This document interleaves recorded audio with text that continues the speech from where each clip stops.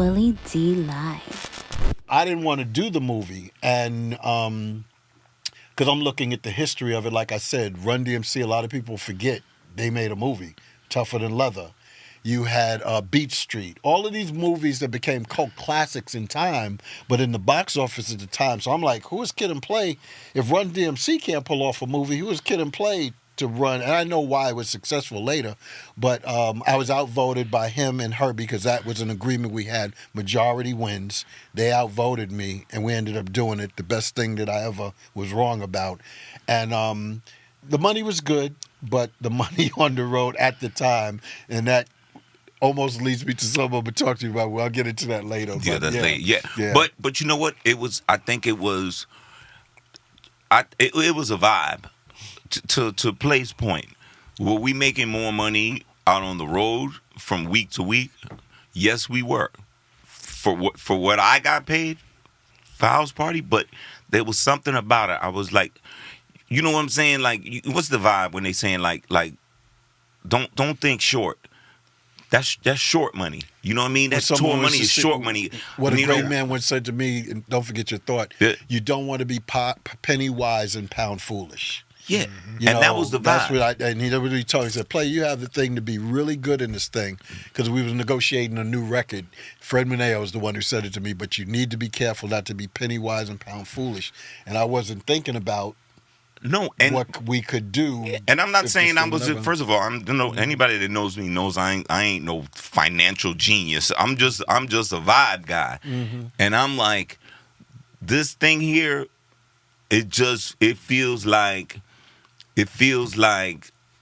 it could be something. Now, you know, we probably not getting the money that we could get elsewhere doing that stuff.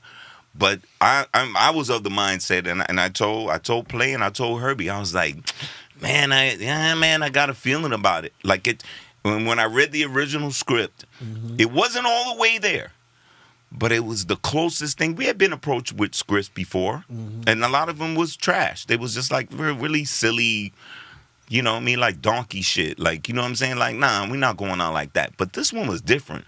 This one had a heart.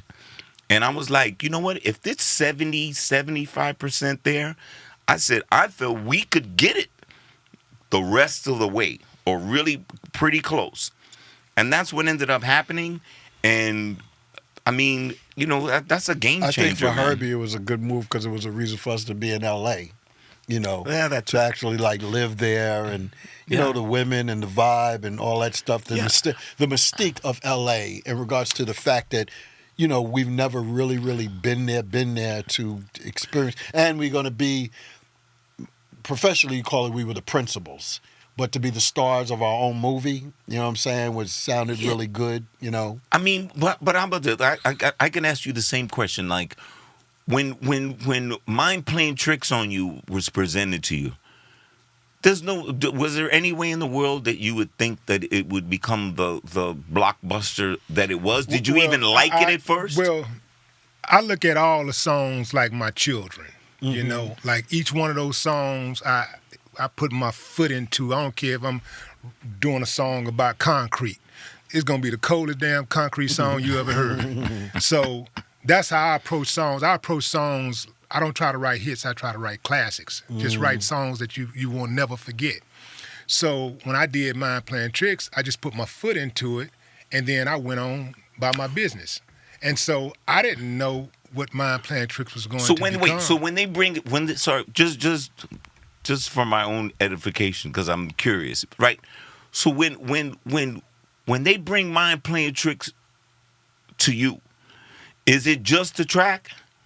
Is Face and Bill on it? No, Face. Or how, you know what I'm saying? When I first heard it,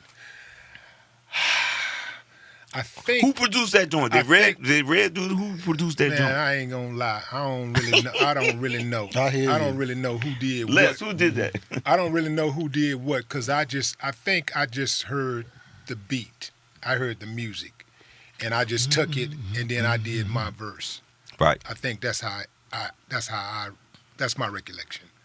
But when I heard it, I didn't know. I just thought it was just a good song. The people said it was great. I think it's great because I got paid. But to me, it was just like all the other songs. It's Right. like, okay, I did my work on that song. Okay, next. I never fall in love with songs like that when I'm making songs. I think we all have to think about and being honest about who we were and where we were at in life with a lot of this stuff. Because for me, I teach hip hop. I'm at my fourth Yeah, HBCU. congratulations, man. That's impressive. But Yeah. thank you. But what I try and get into is the fact that, I don't think that we all knew our value or what we had in any of this stuff we're doing during the course of this journey. Because we're thinking, for me, it's something to do. It's something in the meantime, kind of, sort of, subconsciously. So for us to put that much energy in, like, oh, this is what House Party's going to do. This is what Mine's Playing Tricks on Me going to do. At the time, like you said, there's something there. There's something about it. But at the same time, where we at in life right now, we still living with our parents, even though we got hits? Are we, how are we with material, what we have in our life, what's going on in our life for these things to be going on? We're living maybe almost just day by day, but we don't know that it's going to become what it's going to become, and how dare we take credit and say, oh, I always knew. You know what I'm saying? No, this was no. part of the plan. No, it we was could- nothing like that, No. whatsoever.